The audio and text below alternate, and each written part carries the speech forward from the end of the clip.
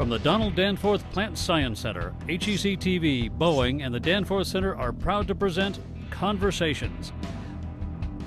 Baseball, Beethoven, Biotech, and the St. Louis brand.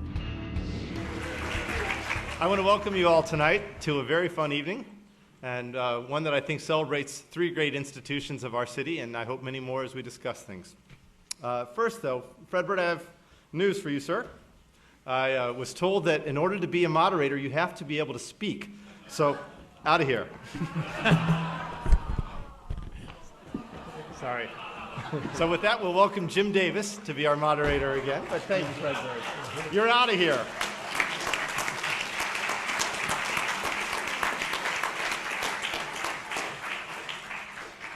More insight from Fredbird later. I want to thank the Boeing Company for, this is the third year of sponsorship of the Conversation series by Boeing, and that's fantastic. This is a great series, as I hope most of you know, so exactly right. It is a series, and in fact, the next event will be November 12th, and it's going to focus on science in education. So I hope you'll come back for that night. I want to also thank a new partner that we have here with this program, and that is the Higher Education Channel, which will be airing a broadcast of this event tonight and future events. This will be televised for the first time next Monday, August 31st at 6 p.m. and then each Monday in the month of September at the same time. So if you have Charter, it's channel 26. And if you have AT&T UVerse, it is channel 99. Or you can also find it online at hectv.org. So thank you to HEC. I think that's great.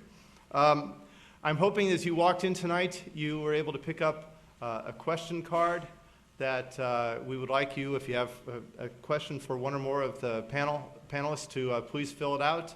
And different staff people on both sides will take those cards up until, say, 6:10 or thereabouts, and they'll then try to get a mix of questions into Jim to ask the panelists. There may be time for you to ask a question later on. If so, there will be a microphone, and please get that mic before you ask the question. Also on that card, you'll see bios for the three panelists. So with that, then, I want to say thank you, and thanks as always to Jim Davis for doing a great job moderating, and I'll turn it over to you now, Jim. Thank you.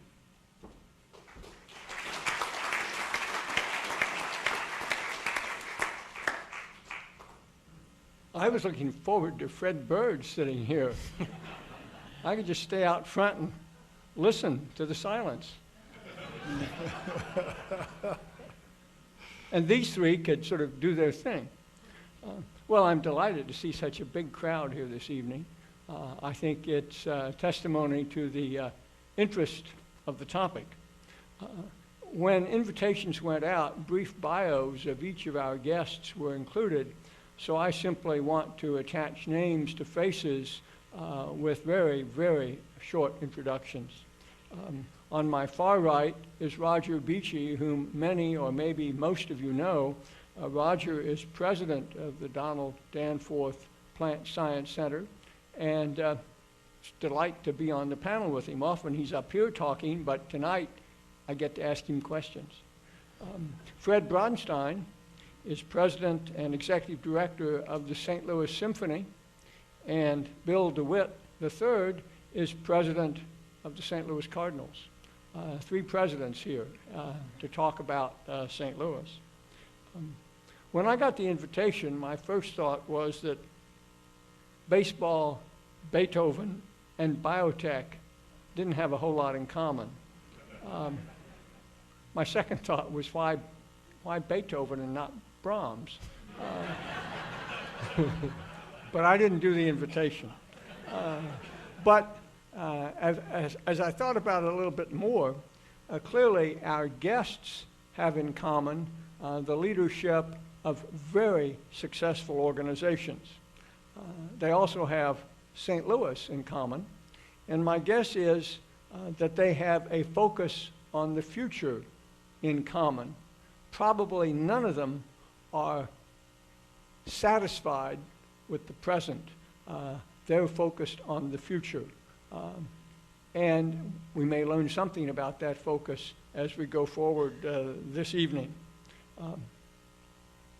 I want to start, for those of you who haven't been here before, and I know there are a few first-timers here, my practice is to start with a few questions for 15 minutes or so to warm you up and to warm them up, and then questions from the audience, and when that time comes, Fredbird can sit here again. But my first question for each of our panelists is, how do you see your organization fitting into St. Louis and contributing to St. Louis? Clearly, they all contribute to St. Louis, but how? Certainly the Symphony doesn't contribute quite the same way to the St. Louis Cardinals, and a research lab is not a baseball team, but here you all three are. How do you fit in, and what do you contribute to St. Louis? What do you see having in common? We'll start from the left. Well, you want me to start? I never thought of Roger as being on the far right, but all right.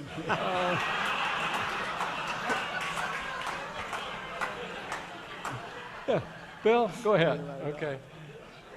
Well, the Cardinals obviously fit into St. Louis, I think, in the sense of it's historically just an institution that everybody's familiar with. So it's a kind of a branded institution that everybody knows about, and there's a history of success, a history of memories for people, and I think it's about creating memories among generations. And I think that's what's made it successful over the years, which is generational equity from successful teams. You know, we've been very lucky in the sense that the Cardinals have had great periods in their history from a winning standpoint over several periods. So the 20s had their first championships.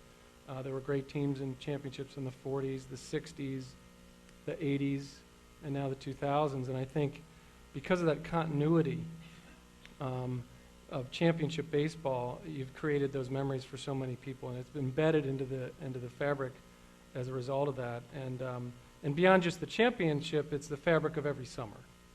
And I think that's probably something that the Symphony can talk about too, which is that continuity. Mm-hmm. And I think that's what makes it so important in St. Louis and all these institutions that we flock to annually. But baseball has even a deeper one, I think, because of its length of season. It's the only sport in the summer, typically, and it's just there's that continuity from the early spring to the late fall. And when people reflect on their summer memories, they include baseball. Absolutely, and those are always embedded with memories of family, mm-hmm. and generational connections, and the kind of things that makes you remember it even more. Sure. Fred? Well, first of all, to answer your first question, why Beethoven instead of Brahms, is because Beethoven wrote 9 symphonies, and Brahms only wrote 4. So he shouldn't have stopped. He should have kept going. I think similar to the Cardinals, the St. Louis Symphony is a great franchise in a sense. It's an organization that next season will have its 130th season this coming season. It's the second oldest orchestra in the United States today. And it has a rich, deep, and very long history, not always untroubled. You know, sometimes it's been very healthy, at times it hasn't been healthy, but it's endured. And it's endured because of the quality and the level and the commitment of the institution and the community to the institution, I think. And one of the things that I would say, and one of the things that I've observed as somebody who's relatively new to St. Louis, 18 months here, is that the strength, this goes beyond the Symphony, although the Symphony is one of the flagship arts and cultural institutions here in St. Louis, but it goes beyond the Symphony because the strength and the robustness of the arts and culture in this city is remarkable. And actually, you know, I would say you'd be very hard-pressed to find another city of comparable size where the level with these kinds of institutions is as it is here in St. Louis. And we can talk more about that, but I think it's very, very special history and I think a very exciting future, which we can also talk more about. And Roger, your challenge, it seems to me, is to cope with the history. Baseball, Cardinals were the first baseball team west of the Mississippi, or some such figure. St. Louis Symphony has a long history. You're the new kid on the block. But we're a new kid that built on a way longer history than these guys. I mean, just get it. Wait.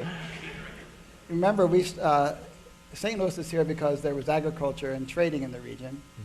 Agriculture led to the need for more science about plants and to make agriculture better. And St. Louis grew up with institutions for whom plant science was an integral part. The Missouri Botanical Garden, the science of teaching, the teaching of plant biology and botany at Washington University, and the companies that were established. Take the Danforth family as an example with Ralston Mills and Purina Mills. So I'd say we're older. But we are a new embodiment. You know, unlike a new team that Bill will get every couple of years or a few new players, we're the new industry that's kicked off as a consequence of this long history. Monsanto today isn't what Monsanto was 15 years ago. It's a biology company, not a chemical company. And that biology is built on this history of science, part of which was done in St. Louis. The birthing of agriculture biotechnology is new. It started in St. Louis in 1983, when the first genetically modified plant was made in St. Louis. Pretty cool. And so, yeah, the recent history is setting us up for a future that we think, built on the history of the past, is only now starting to be realized. Yes, Monsanto's been successful. Yes, Soleil is being more successful. Yes, Bunge and the Corn Growers Association, they are all part of this expansion. But the excitement of where the science goes is we just have the tip of the iceberg, and the best is, by far the best is yet to come, and we can talk about that. Mm-hmm. Where do you think St. Louis is going in the next 5 to 10 years? The invitation said 25, but I don't think y'all's crystal balls are that good. Well, where are we going to be in the next 5 to 10 years, and where will you all be then?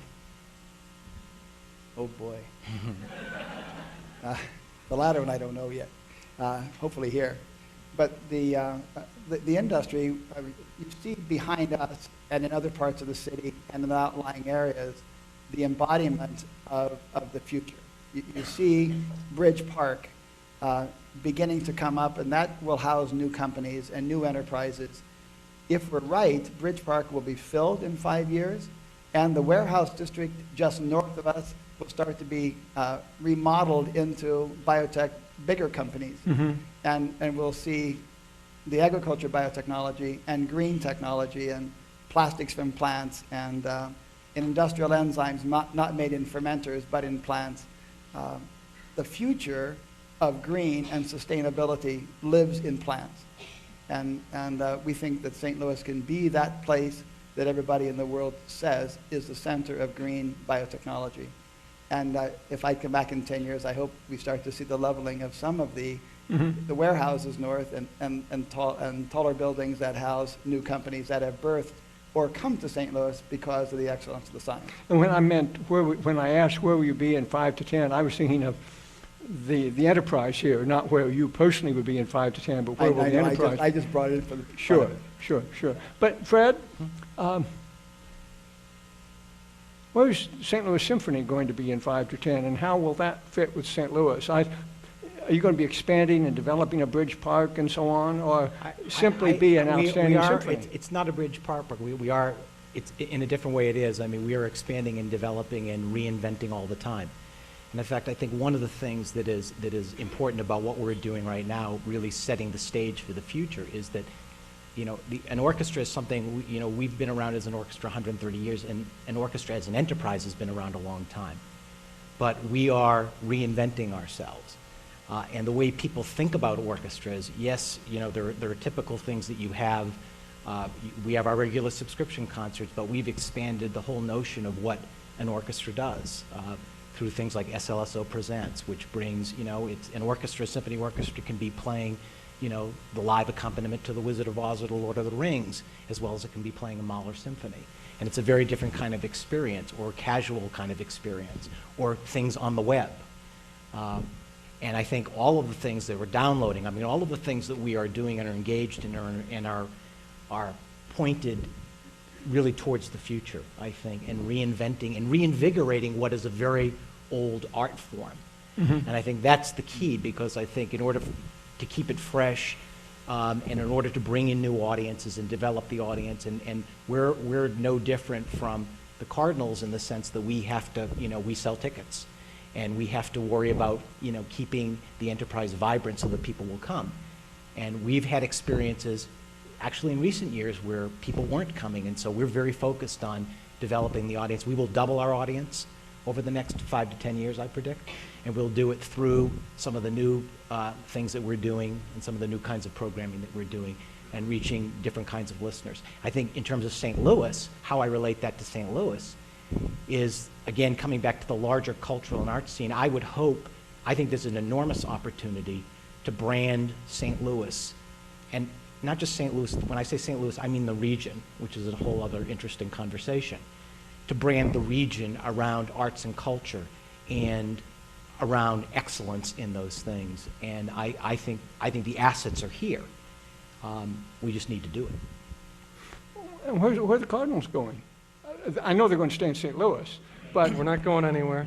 but over 10 years, how are they developing, changing, ongoing? I think two ways. One would be physically, the physical plant, and two would be the technology and marketing, other initiatives that Fred alluded to about the symphony. But probably physically the biggest change would be Ballpark Village. And everybody knows it's the site that is just north of the current new ballpark, the former old ballpark site. So we've had some well-publicized delays in the project that have gotten people a little frustrated about it, but we're not going anywhere. We're here to stay, and that site remains and will be an unbelievable site for development no matter how long the delay. But I'm optimistic that we'll get started pretty soon. What does that mean?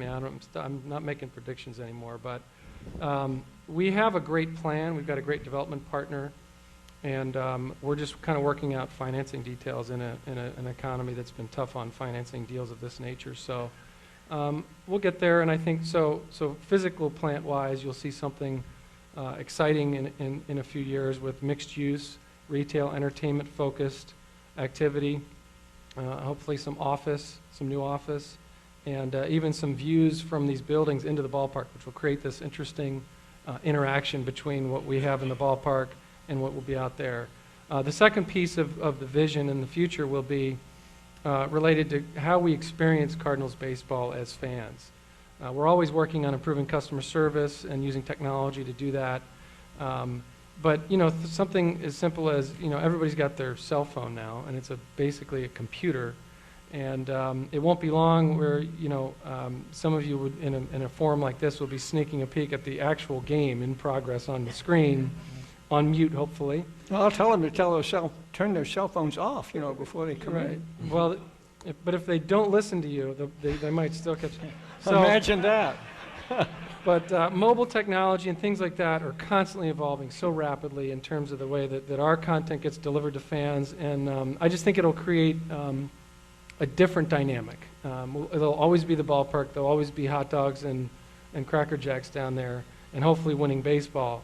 But the other aspect of it, the technology, the way the kids interface with Cardinals baseball is what will evolve and be different in 5 years. It occurs to me if they can follow a game on their cell phone sitting out there, then sitting in your ballpark, they can follow another game somewhere else.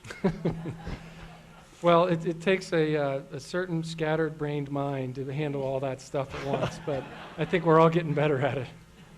Yes. Now I have a question for you, Fred, from Roger.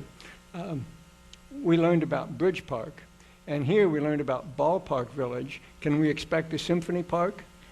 What you can expect is a very important part of the development, I think, in St. Louis, which has really come to the fore in the last 20 years and is very much a work in progress and will continue to develop, is Grand Center, of which of which the St. Louis Symphony and Powell Hall is part of that, a very important part of that.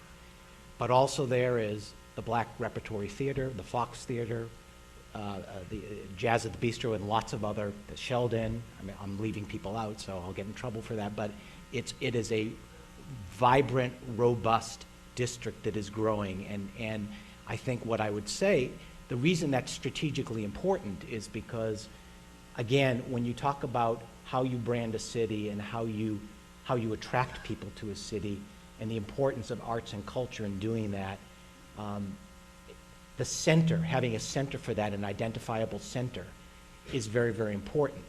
And the other thing I would say about Grand Center, to think about, if you will, if you think about the geography, we have the downtown development where you all are, and then you have the Central West End. And in many ways, Grand Center is the link between what's going on in these two areas. And so I think strategically, geographically, it's important, and clearly for arts and culture, it's very important.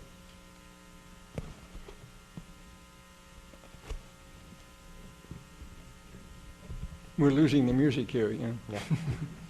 How's that? I think that's better, yeah. Okay. Let me ask now all three of you. You're contributing a lot to St. Louis. Your organizations are continuing to develop. You're making collectively and individually St. Louis a more exciting place to be, a more vibrant place. Do people know St. Louis? People outside St. Louis? Is St. Louis doing as effective a job as it could be of telling its story? Are we a big spot on the map, or are we still just a medium-sized spot on the map? Yeah. If you don't mind. No. I don't, again, as somebody who's really the newcomer here, I would say, I'll step out and say I think we do a terrible job of telling our story. And again, I've been struck by, and again, this goes beyond the arts and culture, by what a vibrant city it actually is, and how much is going on here, and the strength of the universities and the enterprises here, and you know, there are just so many institutions that are at that very, very high level. And I know there are lots of issues and problems as well, but the fact of the matter is there are very, very strong institutions. Sorry, I keep losing this. There are very, very, very, is this working? Okay, sorry. There are very strong institutions here, and I don't think we as a region necessarily have done as good a job as maybe we can do in the outside world knowing that. I think for a lot of people it's a little bit of a blank slate, but I think when they come to St. Louis and they have the experience here, it is people are really amazed at the quality of what is here. I think there are certainly, institutions, the various institutions that we're talking about here are certainly known. St. Louis Symphony Orchestra, we just released a new recording on None Such Records. Last week it was #2 on the Billboard classical charts. People know who the St. Louis Symphony Orchestra is, and obviously know who the St. Louis Cardinals and the Danforth Plant Science Center. I'll add an anecdote to that. I was talking with a colleague who had been talking with parents. Freshmen have moved in and we're getting underway for the academic year. And my colleague talked with a mother whose hope had been for many years that her daughter would go to school on the East Coast. She came here with her daughter, spent a weekend, and is delighted that her daughter is here. No more thoughts about the East Coast. Roger, how do you think we're sold? Are we being sold effectively? We're not telling the whole story. If it's told in pieces, and it's told by specialists. The baseball fans sure as bejeebers know who St. Louis is, and the music lovers know it. The scientist crowd will know both of those guys, and a subsection of those will know who the Danforth Center is. On the other end, if I go to Delhi in this section and talk to people, they know the Danforth Center, but they don't know the Cardinals. So, and that's okay for us, but we don't do it very well, and we've lamented this since I first came to St. Louis in 1978, and it's not changed, and I don't know what it's going to take to change it, except that we do it ourselves. We see how good we are and aren't ashamed of it. Certainly in the sciences, I think it's recognized that in our space, as it were, this space of science, I think people recognize St. Louis is a major world player. And that's good. There are other areas of our science that are not as well understood. On the other hand, if I go to my neighbor around the corner of Polo Drive, that's not quite, that's a circle, around the edge of Polo Drive, we don't know who the Danforth Center is. So there are local hotspots of people who know who we are and others that really don't have a clue. And I'm not sure if that's because we're afraid to say the positive things about new institutions until we have a history, the age of the symphony, or convincing someone that we are significant is more difficult. So I think the biology sector is seen in a slightly different way than the entertainment sector. Mm-hmm. Bill, do you want to get a piece of this? Just a quick point. I think I don't think the Cardinals are lacking in publicity necessarily, or getting our. In fact, sometimes we get too much of it, but on the margins. But I do think that what this issue dances around is the question of media and how the media interprets these institutions and sends the message out there about St. Louis. And the important thing for everybody is to understand how it's changing. I mean, it used to be that the beat writers and the local paper and the distribution of the news was on everybody's doorstep every morning. Well, of course, now it's 1,000 different sources of information. Everybody's still out there listening and getting their information, but they're getting it in different ways. So those with the responsibility of selling St. Louis, of which the Cardinals and these institutions are part, but mainly it's the CVC and the politicians and the people that are talking it up, the people here that are influential people, need to understand those changes, I think, is a point to make, that because we're grappling with it. I mean, you know, should we be on Twitter telling people what the lineup is every morning, or, you know, things of that nature that we wrestle with on a day-to-day based on the changing media landscape. So that's something that I think people ought to consider in terms of getting our message out, as not just as institutions, but as a region. If one of you were talking to a chief executive contemplating a move to St. Louis, what would you tell him? What are the selling points? I will, certainly from my perspective, I would talk about the arts and culture, and I would make 2 points about it. I would say that arts and great arts institutions are both an economic driver and a driver of quality of life. So that economically, it may surprise some people to realize that, and this is a study that was done in 2007 here in St. Louis, there's over $500 million, over $500 million of economic impact of arts and culture in St. Louis alone. And those people going to performances, people going to museums, the kinds of things that we do. But beyond that, and the next point I think is even more important, is the quality of life. Because what I would say to, and I say it all the time, to corporate executives and CEOs and people both in and out of St. Louis, is that you can't build a great workforce, you can't build a great employee base, you can't attract major talent to a city unless you have major cultural institutions. People won't come. And it's a huge selling point of great cities. I tell people great cities demand great arts. And I think that that's critical, and it also impacts education. Not just what the orchestra does. We do a tremendous amount in education in the schools, as does the museum, as do other cultural organizations. So it's the whole infrastructure, in a sense, the whole cultural infrastructure of a city is dictated by the quality of its institutions. And I think the key point there is that we can have a selling point as a region of having not as much as the bad of the bigger cities, you know, whether it be traffic or convenience or hassles with, getting around, whatever, but all of the good from the cultural standpoint. And I think that's something that ought to attract people and ought to be part of the message. And increasingly, it's what holds them. We attract a variety of different levels of scientists when you're recruiting a senior scientist who has a family. The things that affect family are what you try to sell to them. If they're somewhat older, you want to sell the arts and leisure. Mm-hmm. If it's a new postdoctoral scientist who has come from San Diego and now is in St. Louis for 3 years, and you wonder how they'll adapt, they adapt so well they don't want to leave. I think that's it's being here that sells. It's not the picture of the arch that sells somebody to come here. It's the living here.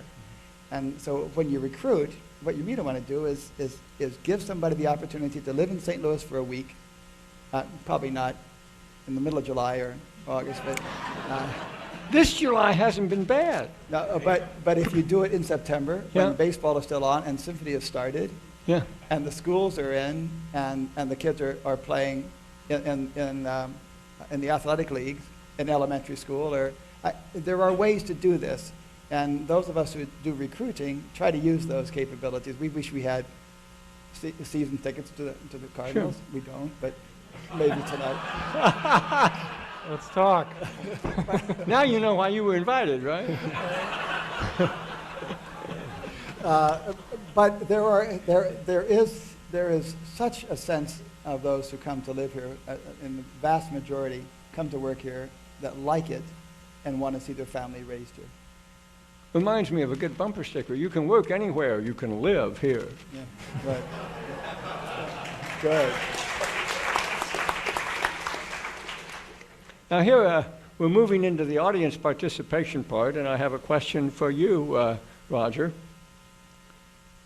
First, the compliments. The Cardinals are a first-place team. The Symphony is top 5 or top 10, or maybe simply tops. Where is St. Louis in the standings as a science city? Whom do you want to beat or compete with? Good question. I haven't done statistics lately, but in our field, in plant sciences and the applications of plant sciences to improve people's lives, I think you have to put St. Louis probably in the top 5 globally. And I don't think that's being braggartly. What will it take to be in the top 5 and be identified as the number 1 year in, year out? I think continued investment in infrastructure. I'd like to see the Danforth Center grow another 50% size and double it. We're not really satisfied. And I think there's an opportunity to do that if we choose correctly. I really think we can be the best place in the world for plant science in the next 5 to 10 years. And I don't think it'll be debatable. There are a lot of metrics, and we have all the right pieces, I think, to have outstanding science. But if we mark this on impacts on people's lives, right? Their standard of living that might change as a consequence, or the quality of life of what they live with, and measure us on actual impact, I think we can be the best, the place in the world.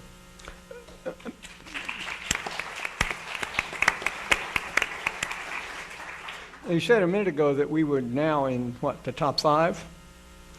Who are the others? Yes. We know who the others are when we talk about baseball. I know, it's easy. I mean, Philadelphia this year, for goodness sakes. For our field, I think Research Triangle Park has been doing this for a longer period of time, but they lack a Monsanto. In Wilmington, Delaware, and Iowa, Johnston, Iowa, where DuPont and Pioneer are good, but they don't have a Washington University or a Mercer Botanical Garden or a Danforth Plant Science Center. Eli Lilly, which is around, Indianapolis, where Dow AgroSciences is, they might have Purdue a long way away, but they don't have the rest of what we have. So I think we could legitimately say that in the U.S. we probably are the best. Are we better than some of the places in Germany and Belgium? I think you'd have to do the analysis to figure out. But we are really a top flight, top tier in our field. I would like to say we're the best now, but I think there'd be somebody out there would come up with another name, and I'd have to defend it. So I'll say top 5, but I think we're very, very close. Good. And I assume the assessment here that top symphony and top baseball team, no argument there, right? No argument there. Now I have 2 related questions.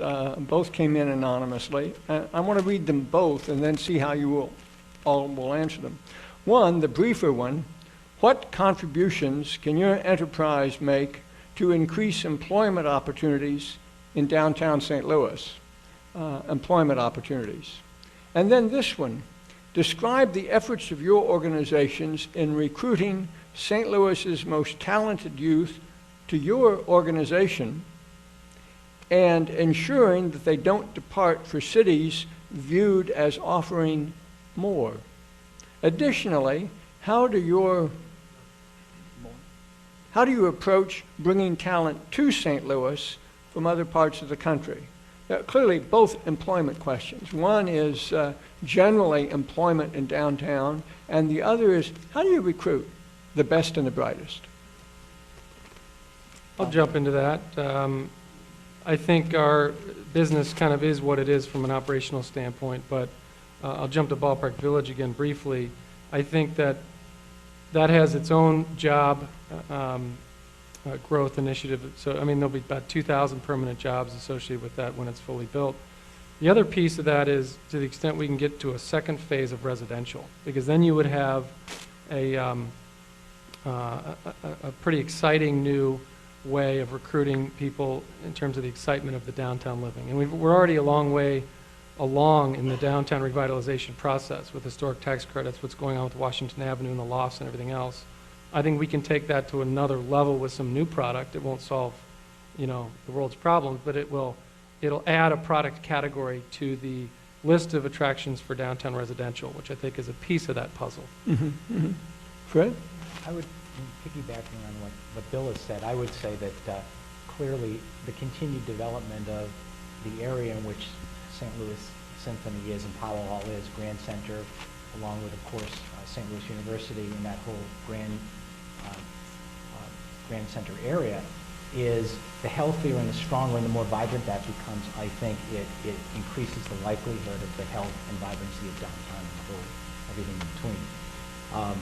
And I think to the second point about, I'm not quite sure I understood the question about the education. Is that about specifically how you attract? Yeah, how do you attract? I mean, one thing I would say to you is, in our case, we have, as I think I mentioned earlier, a very, very strong series of education programs. And one very simple example I would give you, a lot of people don't realize that we have one of the best youth orchestras in the country.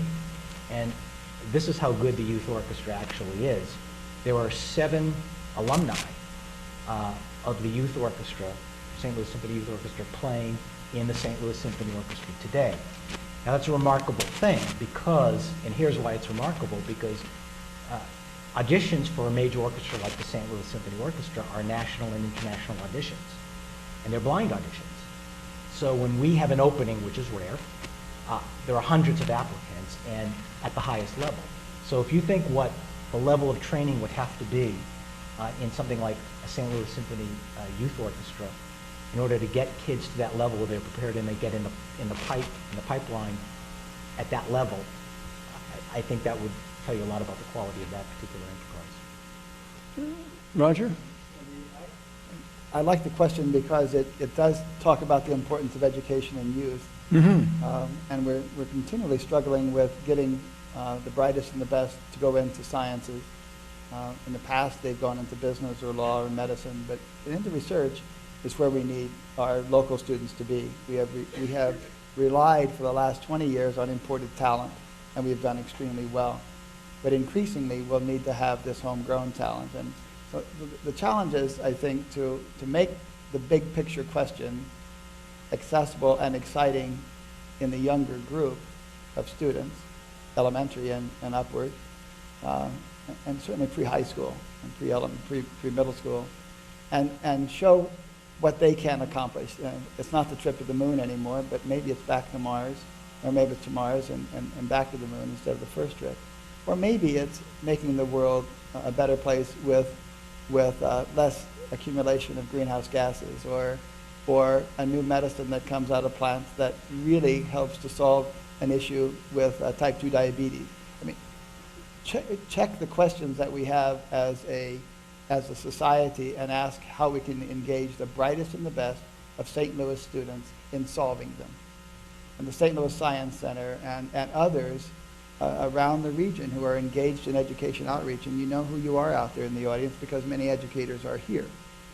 It's how we reach from our vantage point of the needs of the future, the excitement of the future, into schools to make sure that our local students come back to St. Louis after being at UC Davis or Harvard or University of Florida, or wherever they are, and want to fulfill their role for the future in St. Louis. To create that, we have to have the vibrancy of business and opportunities, but, and all of the education, all the other parts that we've talked about today about drawing people back will be easier for those who grew up here.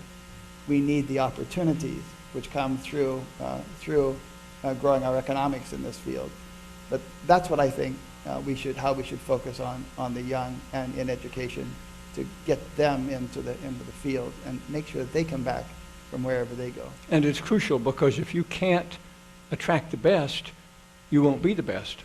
Absolutely, and I'll tell you, if you compare the investment in our country in the science and technology compared to India and China, you'd be amazed how much more is being done in other societies, in other countries. Actually, I wouldn't be amazed. I'd be saddened, but not amazed. Well, I would be saddened. You're saddened because you know what, it does speak to the importance of what's going on, and how important it is for the U.S. to get it right.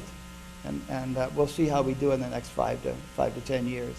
But unless we do, we won't be the best that we can be. Let me ask you a couple of other questions.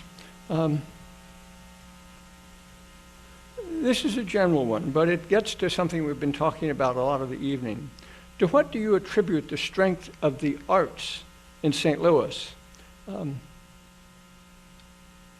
it's not only the symphony, it's the art museum, it's the historical, it's so... It's multiple, it's many institutions, actually. I think it probably in some sense goes back to, people who originally settled here, and the backgrounds and the, in some cases, the German traditions. Mm-hmm. So you find in an older city like St. Louis and the population and where folks came from, bringing that sense of culture, that sense of that history, that part of their culture with them. And so I think that's part of it, certainly. And then, it's just an interesting thing how cities, and it's hard to put your finger on it, but cities make decisions, at some time in their history. They make decisions that certain things are important. And I think a long time ago in St. Louis, folks made a decision that it was important to have great artistic and cultural institutions, and that investment has continued. Again, not uninterrupted, not always smooth, and and never easy, but there and consistent. Picking up on that, during the All-Star Week, we had a party at the Art Museum right on top of Art Hill in front of the museum. It was a great night, and the people that are having the All-Star game next year are the are in California, the Angels. So they're in Anaheim. And, so I was talking to the president of the Angels, who was there checking out the scene for their year for next year. And he was just staring at the statue of St. Louis. And I said, what's intriguing you about this? And he said, I don't think we have one thing in Anaheim that even comes close to this. And they've got Disney and they've got this and that, and it's a newer economy and everything else, and they've got their advantages. But he just said, it's this, it's the museum itself, it's the buildings downtown. He was staying in a downtown hotel. He said, I don't know how we're going to do a party like you're having right now. We're going to have to do something different. We're going to have to do it at Disney or something. And it just kind of made me proud of St. Louis, because we do have a lot of that stuff. And people notice it when they're here, if they come from areas that aren't steeped in the kind of history that we have here. Mm-hmm. Mm-hmm. Have you had any experience like that, bringing in postdocs or senior researchers, people being surprised by what St. Louis has to offer? Yes, absolutely. There's a real sense that they're not in a small town in the Midwest. They're in a big town or a small city. They're not overwhelmed, and everything is accessible. And I think they find that comforting. and because you need a little bit of break from being in the lab all the most of your life, and it's appreciated, absolutely appreciated. The arts are something special in St. Louis. We really do enjoy them as citizens. It's a little bit out of the reach of some of the postdocs of the cost, but we try to make it possible for them to get there, and they do like what they see. Bill, you mentioned the media in talking about how we get our message out. And we have a question here about the media. What's with the media? And it goes on. All we hear are the negatives about our community. Having worked in a newspaper briefly once in my career, I had an aphorism. Bad news is news, good news isn't. You can ponder that. But anyway, all we hear are the negatives about our community. What's the most positive story your organization has to tell from the past year? The most positive story. Well, hopefully the best story is yet to come this year, but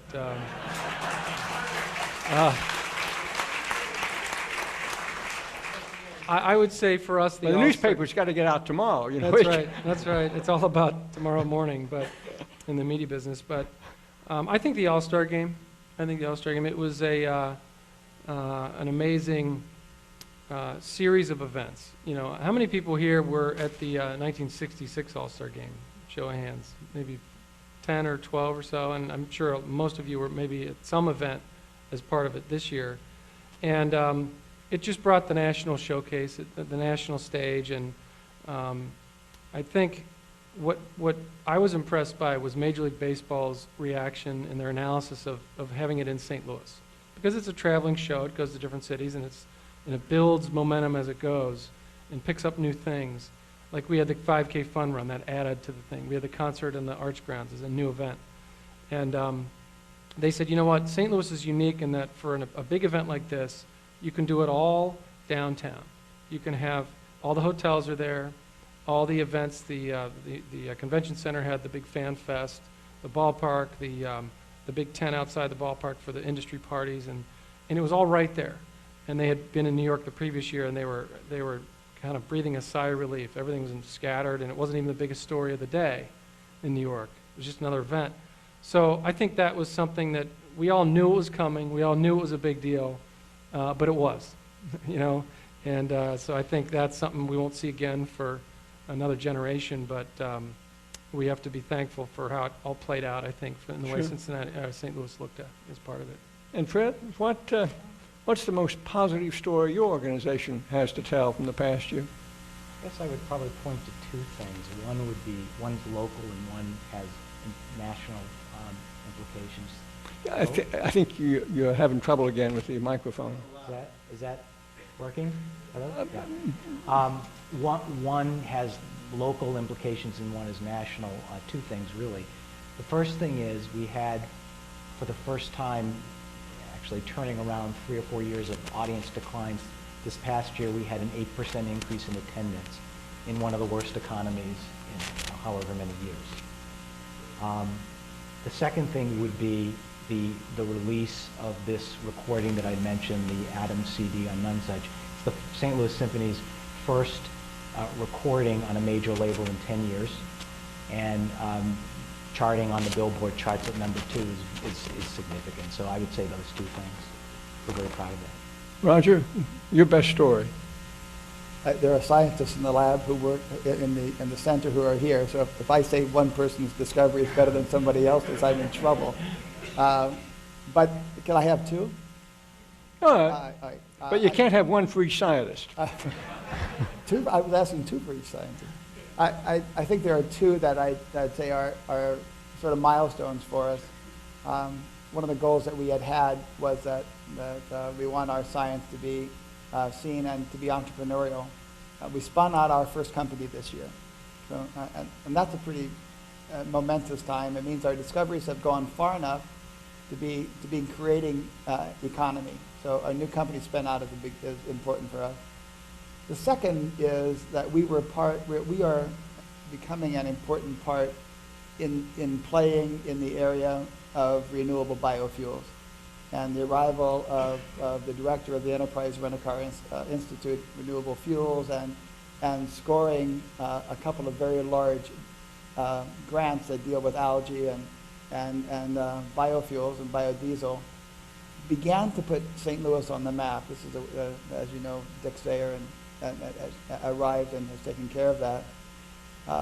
And then a symposium that was held yesterday and a little e-book that came out put St. Louis right next to San Diego and right next to San Jose as the top 3 in the country for studies of algae. Dick, in his modesty, sent me that piece today. But it does say that we've come a long way in science in our first 10 years, and stay tuned for next year. There will be more good things. But I think of highlights, I think those are some of 3 or 4. Do we have time for one or two from the floor, Laura?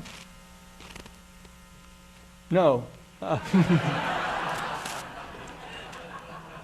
wish Fredbird had been sitting there. I wouldn't have heard a thing. I think that it's time for me to thank you all for being here, for joining us at the Plant Science Center.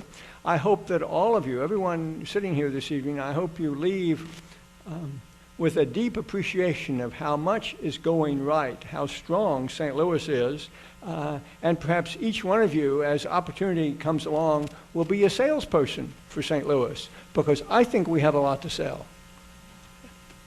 Bill, you can sell St. Louis if anyone can.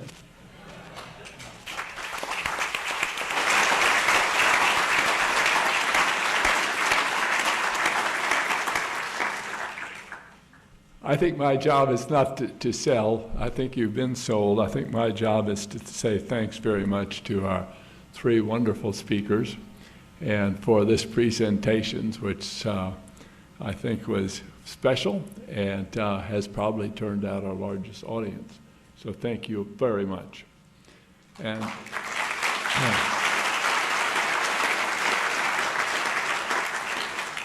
and thanks also for to the volunteers who put together our conversation series and do a special job of identifying the ideas in the people and bringing it all together. Thanks to you. And finally, I'd just like to say one other thought as I listened to this. We've had 3 people representing institutions in St. Louis, and I'm a great believer in institutions. Institutions help us to do things as a group that we can't possibly do alone.